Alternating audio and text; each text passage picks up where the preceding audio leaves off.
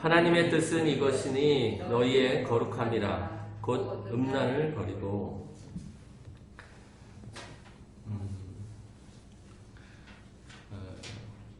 저희 교회 설교 계획을 잠깐 말씀을 드리면, 올해 한동안은 제가 이 성화라는 교리에 대해서 말씀을 나누고자 합니다. 이 교리에 대해서 이렇게 살펴볼 시점이 된 것 같아요. 아쉽지만 사순절이 있어서 중간에 조금 중단했다가 계속 하겠지만, 부활절 이후에 계속해서 한 상반기 동안에 몇 주가 될지는 잘 모르겠어요. 한데 이 성화 교리에 대해서 다 같이 상고하는 시간들이 되기를 바랍니다.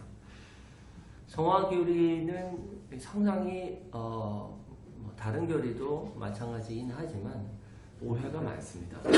잘못된 주먹구구 같이 하는 경우들이 많이 있고, 이른바 이제 올바른 힘과 아니 올바른 어떤 도구를 사용하지 않아서 이제 뭐랄까요? 그 어떤 실패자들이 즐비합니다. 우리가 이 성화 교리에 대해서 성경이 말하는 말을 통해 잘 이 길들을 헤쳐나가지 않으면 상당히 그 신앙생활에 있어서 길을 잃을 가능성이 많이 있습니다. 성화교리는 신자의 삶 가운데 정중앙에 있다, 이렇게 얘기할 수 있어요. 정중앙에, 항복판에 있다, 이렇게 얘기할 수 있습니다. 우리가 예수를 믿게 되면 맨 처음 듣게 되는 교리가 두 가지입니다. 거듭남의 교리와 칭의 교리라고 합니다. 거듭남의 교리와 칭의 교리를 충분히 예수를 믿고 나서 듣지 않으면 이른바 기초, 토대가 제대로 쌓이지 않아요. 거듭남의 교리가 뭡니까? 우리가 예수를 믿을 때 물과 성령으로 우리를 새롭게 태어나시게 하신다라는 교리예요. 완전히 그리스도 안에서 새로운 존재가 되었다. 새 생명을 얻게 되었다. 이것이 이제 거듭남의 교리죠. 칭의 교리는 우리가 예수 그리스도를 나의 주, 나의 하나님으로 이렇게 받아들이게 될 때 그 믿음을 하나님께서는 의로 여기신다. 그래서 우리가 예수 그리스도 안에 있을 때 우리를 의롭다, 이렇게 칭해 주신다라는 것이 이제 칭의 교리입니다. 이 토대 위에서 성화 교리가 우리 가운데 잘 이해되어져야 해요. 성화 교리는 우리를 거듭나게 하시고 또 의롭다 하셨다는 진리 위에 건축되어야 합니다. 성화교리가 그 다음에 우리의 삶 가운데에서 구석구석 그리고 모든 영역에 이렇게 적용되지 않으면 신앙은 어떻게 보면 기초만 있는 상태다, 이렇게 얘기할 수 있어요. 저는 이렇게 믿어요. 거듭난 신자들은 예수를 믿고 거듭나게 하신 하나님의 진리의 말씀과 우리를 의롭다 칭하셨다는 진리의 말씀을 들으면 어떤 일종의 본능처럼 거룩하게 살고자 합니다. 거룩하게 살려고 하는 것이 이제 본능이라는 거예요. 이거는 당연하죠. 새 생명을 얻은 사람이 새 생명으로 살아가려고 하는 것은 당연한 일입니다. 의롭다 함을 얻은 자가 의로운 삶을 살아가려고 하는 것은 당연합니다. 그런데 이 거룩한 삶을 어떻게 살아가야 하는지 사람들이 잘 알지 못하고 이른바 나름대로 자기의 생각을 따라 걷다가 실패를 거듭해요. 이렇게 실패를 거듭하다 보면 생각하는 것이 뭐냐면, 성경이 말하는 바가 있다는 것을 알지만 성경이 서로 모순되다고 생각합니다. 그래서 이것은 성경이 뭔가 옳지 않거나 아니면 내가 구원을 제대로 받지 않은 것이 아닌가라고 이렇게 의심하기 시작하죠. 그 의심을 갖기 시작하면은 아주 치명적입니다. 어떻게 되냐면 이전의 삶으로 돌아가요. 딱 돌아갑니다. 토대가 사라지고 정중앙에 있어야 할 바른 가르침이 없기 때문에 껍데기만 남은 거예요. 해서 교회를 다닌다고 하더라도 이전에 믿지 않는 사람과 똑같은 삶들을 살아가기 시작해요. 그래서 거룩한 삶을 살아간다는 것이 자기와 관련이 없다. 이런 식으로 살아가는데 문제는 이게 편만하다는 겁니다. 편만해요. 도무지 제대로 걸어가는 사람들이 안 보여요. 세상 사람들은 더더군다나 그렇죠. 세상 사람들한테 거룩함을 또 경건함을 요구한다는 건 있지가 않습니다. 여러분 식당 갈 때 식당 주인이 거룩하길 바라고 식당을 가지는 않잖아요. 식당 주인이 밥만 잘 해주면 맛있게만 해주면 괜찮습니다. 여러분이 어떤 선생님한테 어떤 가르침을 들으려고 할 때 그 선생님이 거룩하고 경건하기보다는 어떤 내가 배우고자 하는 걸 잘 가르쳐주는 사람이기를 바라죠. 정치인이 있는데 정치인이 거룩하고 경건하기보다는 경제를 잘 일으키고 외부로부터의 공격을 잘 이겨나갈 수 있는 든든한 나라를 세워주기를 바라지 그닥 경건한 정치인들을 요구하지 않는 게 이제 세상입니다. 근데 여러분 생각해 보세요. 그리스도인은 달라요. 그리스도인은 다릅니다. 그리스도인은 정반대예요. 저와 여러분이 뭘 잘해도요. 거룩하거나 경건하지 않으면 아무것도 인정받을 수가 없습니다. 하나님의 인정을 받을 수가 없어요. 주님께서 그러셨죠. 소금이 만약 그 맛을 잃으면 밖에 내다 던져버림을 받고 등경이 있다면 등경은 말 아래 두지 않고 그러니까 말 위에 둬서 많은 사람들이 비추게 한다. 이렇게 얘기하는 게 주님의 말씀이셨습니다. 하나님의 자녀에게 가져야 할 그 중심, 한복판에 가져야 할 그 모습이 있는데 그게 뭐냐면 즉 거룩이라는 거예요. 자기가 의롭게 된 자라는 것을 믿는 믿음이 있고 거듭나게 됐다라는 믿음이 있다면 그는 반드시 거룩하게 살기 위해서 최선을 다하게 됩니다. 이게 거듭난 사람, 의롭다함을 받은 자의 증거라는 거예요. 이거를 정반대로 한번 얘기해 보면 이렇습니다. 그거는 만약에 저와 여러분이 거룩함의 길을 걷지 않는다면 구원을 받았다고 할 수 있습니까? 아닙니다. 성경은 그렇게 얘기하고 있지 않아요. 조금 심하게 다시 한번 얘기해 보면 저와 여러분이 의롭다함을 받았다고 하더라도 우리가 거룩함의 길을 걷지 않으면 구원받았다? 라고 얘기할 수가 없다라는 거예요. 왜냐하면 구원 안에는요. 칭의만 있는 게 아니에요.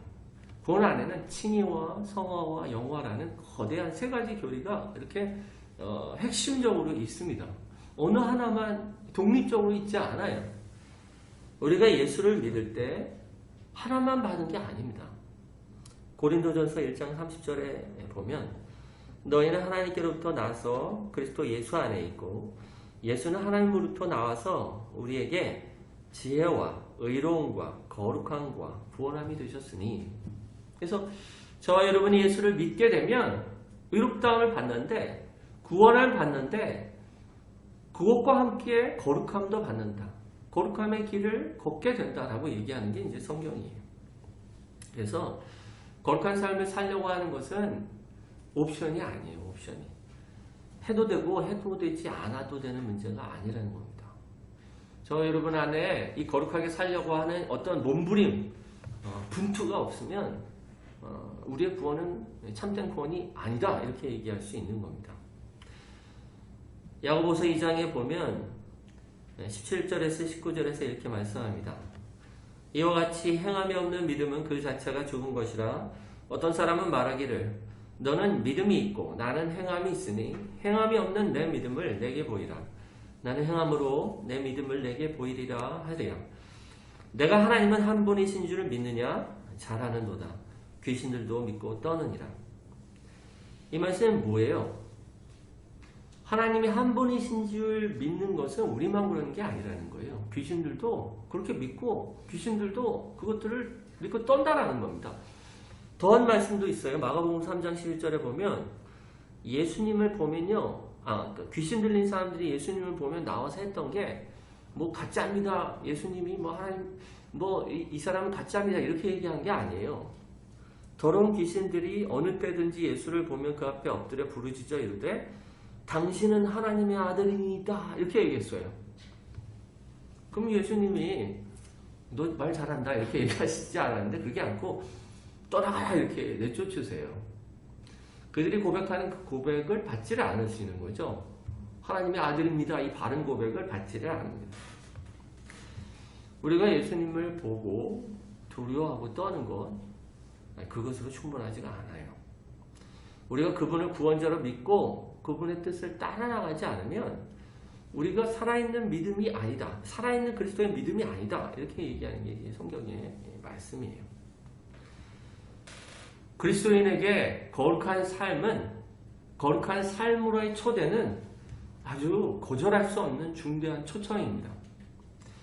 우리가 이 거룩에 이르는 길을 제대로 알지 못하고 나름대로 걷거나 아니면 이 거룩에 이르는 길을 무시하고 나아갈 때 우리는 정상적인 그리스도인의 삶을 살 수 없고 참된 구원 안에 있지 못하게 될 겁니다.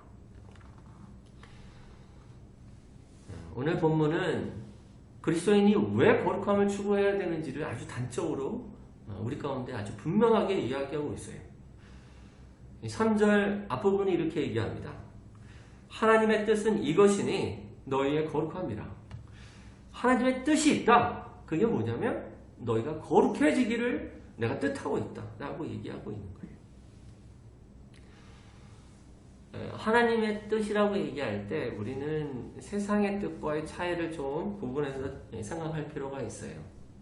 세상 사람들이 그것은 내 뜻이야 라고 얘기할 때는 그가 가진 의향이나 생각을 말할 때 내 뜻이야 이렇게 얘기하는 경우가 있죠. 근데 하나님의 뜻은요 반드시 하나님이 일하시겠다라는 것을 포함하고 있어요. 하나님은 뜻을 정하시고 그 뜻대로 하나님 역사하시겠다. 이렇게 말씀하시는 것이 하나님이세요. 이거는 당연한 일입니다. 인간은 의향이 있어도 어떻게 하려는 의도가 있어도 그 뜻을 이루지 못하는 경우가 부지기수한데 그거는 능력이 없기 때문에 그래요. 바람은 있지만 그걸 해나갈 수 있는 능력이 없기 때문에 자기의 뜻과 실제적으로 이루어지는 것이 이게 차이가 있기 마련입니다. 근데 하나님은 그런 분이 아니에요. 뜻을 갖고 있는데 능력도 있으세요. 그래서 내가 이걸 할래 그러면 주저함이 없습니다. 그게 될까? 이렇게 의심도 없어요. 하나님은 그냥 하시려고 하면 하실 수 있는 분이 하나님이세요. 그래서 하나님이 뜻하신 말은 뭘 얘기하냐면 반드시 이루어지는 걸 얘기해요. 그냥 바라기만 하고 이루어지지 않는 거. 하나님께서는 그런 게 없었습니다. 아주 분명하게 보인 게 창세기 1장 3절에 빛이 있으라 하심에 빛이 있었고 이랬어요. 아니 말을 했다고 어떻게 그게 이루어져요? 제가 아파트가 있으라 한다고요? 해봐야 여러분이 원하는 아파트를 빙빙 돌면서 이 아파트는 내 거다 이렇게 해봐야 이루어지지 않는 일이지만 하나님은 다르시다. 하나님은 뜻을 정하면 그 뜻을 반드시 이루시는 분이에요. 근데 그 뜻이 뭐예요?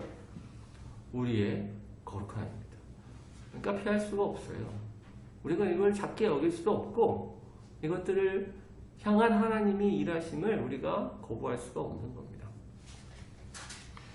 하나님은 이 일들을 사실은 이루셨어요.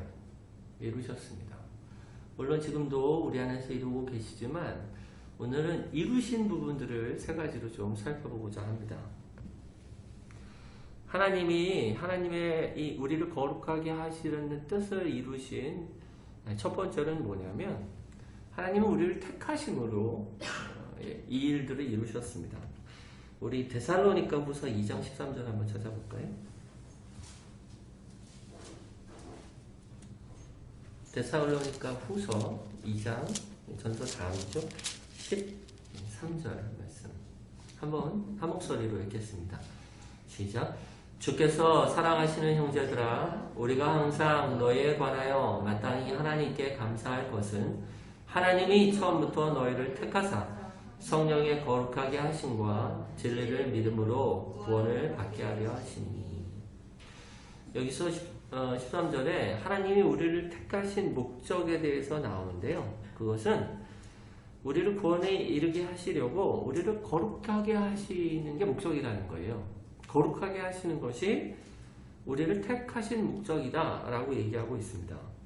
세 번역으로 제가 한번 읽어드리면 13절을 세 번역으로 읽어드리면 주님의 사랑을 받는 형제 자매 여러분, 우리는 여러분의 일로 언제나 하나님께 감사하지 않을 수 없습니다.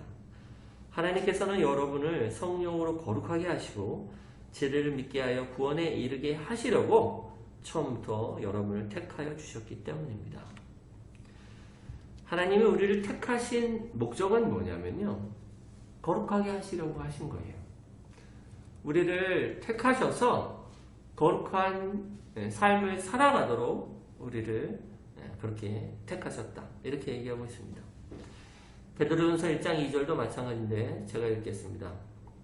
곧 하나님 아버지의 미리 아심을 따라 성령이 거룩하게 하심으로 순종함과 예수 그리스도의 핏부림을 얻기 위하여 택하심을 받은 자들에게 편지하노니. 베드로도 마찬가지로 얘기합니다. 우리를 택하셨는데 성령이 거룩하게 하심으로 순종함에 이르게 하도록 우리를 택하셨다, 이렇게 얘기하고 있어요. 여러분이 하나님이 우리를 택하셨다라는 것은 사실은 구별하셨다라는 걸 얘기해요.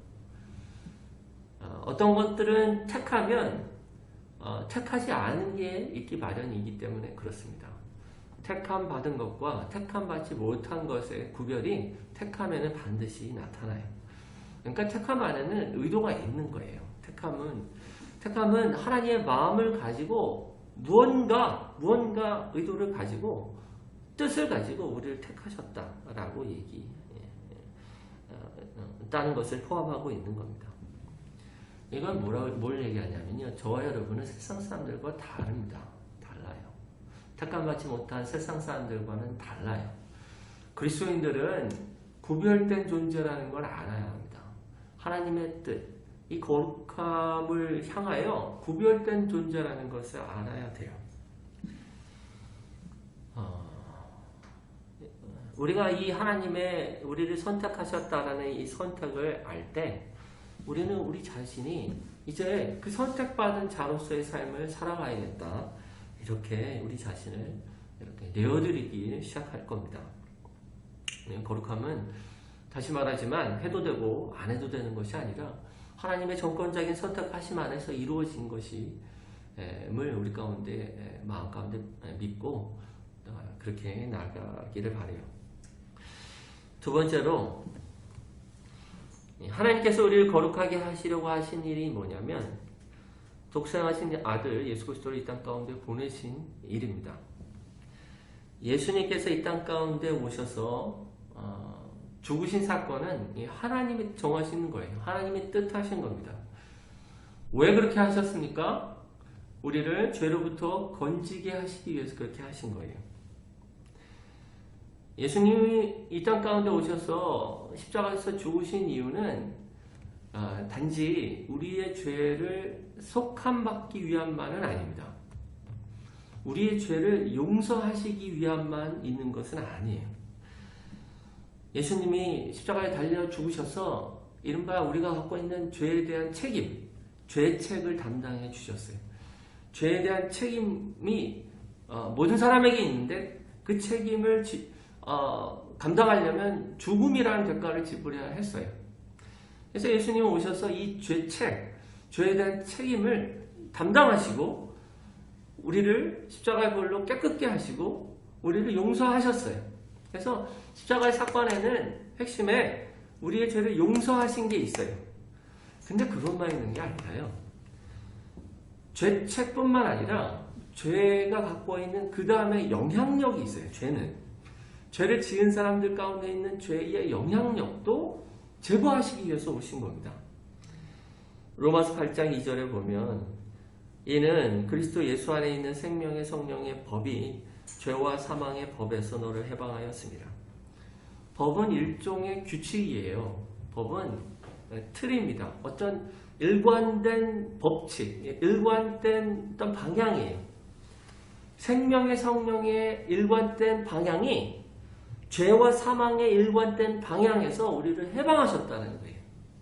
그래서 이전에는 죄로 계속 끌려가는 이 경향성을 우리가 벗어날 수 있는 사람이 아무도 없었어요. 근데 예수를 믿고 예수 안에 있는 구원을 받아들이면 우리 안에 경향성이 달라집니다. 죄와 사망의 경향성에서 생명의 성령의 법이 생명의 성령의 경향성 안으로 인도하세요. 아담 이후로 모든 사람은 죄의 권세 아래 놓여 있었습니다. 근데 예수님이 십자가를 지신 이후에 모든 게 바뀌었어요. 죄로부터 해방될 가능성이 우리 가운데 열리기 시작한 거예요. 로마서 5장 21절은 이렇게 얘기합니다. 이는 죄가 사망 안에서 왕노릇한 것 같이 은혜도 또한 의로 말미암아 왕노릇하여 우리 주 예수 그리스도로 말미암아 영생에 이르게 하려 함이라 이렇게 얘기합니다. 복잡해서 잘 몰라도 돼요. 근데 두 가지 왕노릇이 있어요. 죄가 왕노릇하는 사람이 있고 은혜가 왕노릇하는 사람이 있어요. 왕노릇이라는 건 은혜가 왕이고 지배하는 사람, 그리고 죄가 왕이고 지배하는 사람, 이 두 가지 부류의 사람이 있다는 거예요. 근데 예수님께서 하신 일이 뭐냐면 우리가 죄의 지배에서 벗어나서 은혜의 지배 아래 놓이게 하셨다라는 거예요. 이게 우리 안에 예수 그리스도께서 오셔서 십자가에서 죽으신 사건이 우리 가운데 준 하나님의 은덕입니다. 근데 그 일을 왜 하셨을까요? 왜 은혜 아래 우리를 놓이게 하셨을까요? 은혜 안에서 이제 거룩한 길을 살도록 하게 하신 거예요. 우리가 단지 정죄받지 않기 위함에서 끝나지 않고 이제 정죄받지 않고 자유롭게 돼서 죄의 권세로부터 자유롭게 돼서 죄의 정죄로부터 자유롭게 돼서 거룩하게 살게 하시도록 우리를 위해서 그렇게 예수님이 십자가에 달려 죽으신 겁니다. 다시 말하지만 의롭다함을 받은 후에 거룩함에 대해서 관심이 없다는 것은 의롭다함을 잘 모르는 거예요. 왜 그렇게 하셨냐면 거룩하게 살게 하시기 위해서 그렇게 하신 겁니다. 죄의 문제를 우리가 스스로 해결할 수 없기 때문에 그래서 죄의 사망의 권세 아래 놓였던 우리를 자유케 하셔서 이제 의롭게 의로운 삶, 거룩한 삶을 살아가시기 위해서 의롭다함을 우리 가운데 주신 거예요. 우리는 여기서 하나님의 역사를 봅니다. 하나님은 예수 그리스도를 이 땅 가운데 보내셔서 우리를 거룩한 삶을 살도록 하신 거예요. 세 번째로 하나님께서 우리를 거룩하게 하시려고 하신 일은 뭐냐면 성령을 보내주신 사건입니다. 예수 그리스도를 믿는 자들 가운데 하나님과 예수님은 우리 가운데 성령을 보내주셨어요. 성령이 어떤 영입니까? 성령 할 때 영어로 Holy Spirit 이렇게 되어 있어요. 거룩한 영이다. 그래서 성령이 하시는 가장 핵심적인 건 뭐냐면 믿는 자들을 거룩하게 하시는 거예요. 그분이 거룩하신 영이기 때문에 그분의 영은 우리를 거룩하게 하세요. 우리가 성령을 받은 이유는 우리 스스로 거룩한 삶을 살지 못하기 때문에 성령을 주신 겁니다. 이거는 굉장히 역사적으로 큰 역사를 담고 있어요. 구약에 이스라엘 백성들이 출애굽해서 광야에서 시내산에서 하나님의 율법을 받았습니다. 그래서 율법을 통해서 하나님께 나아갈 길을 얻었죠. 이른바 거룩함을 얻는 길을 얻었습니다. 근데 문제는 이스라엘 역사, 전 역사를 통해서 이 율법을 제대로 지키는 자가 없었어요. 그러니까 다시 말하면 거룩하게 사는 길에 이르는 자가 아무도 없었던 거예요. 계속적으로 실패합니다. 계속적으로. 시편에는 그들이 나의 길을 알지 못하여 이렇게 얘기해요. 나의 길을 알지 못하여. 이 거룩함에 이르는 길을 알지 못해. 그렇게 계속적으로 실패했다. 이렇게 얘기해요. 그래서 하나님께서 방편 하나 주십니다. 그게 에스겔과 예레미야서에 나오는 새 언약이에요. 새 언약. 여러분이 구약과 신약이라고 얘기할 때 여기서 갈리는 거예요. 에스겔과 예레미야 이 말씀을 통해서 신약이 생긴 겁니다. 구약의 옛날 언약에서 새로운 언약의 분기점이 되는 말씀이 있는데 그게 바로 예레미야 말씀과 에스겔 말씀이에요. 제가 읽을게요. 에스겔서 36장 26절 27절에 보면 또 새 영을 너희 속에 두고 새 마음을 너희에게 주되 너희 육신에서 굳은 마음을 제거하고 부드러운 마음을 줄 것이며 또 내 영을 너희 속에 두어 너희로 내 율례를 행하게 하리니 너희가 내 규례를 지켜 행할지라. 이스라엘 백성들 가운데 새 언약을 주셨는데 그건 뭐냐면 너희가 너희 힘으로는 도저히 안 되는 것을 내가 알아. 그러니까 내가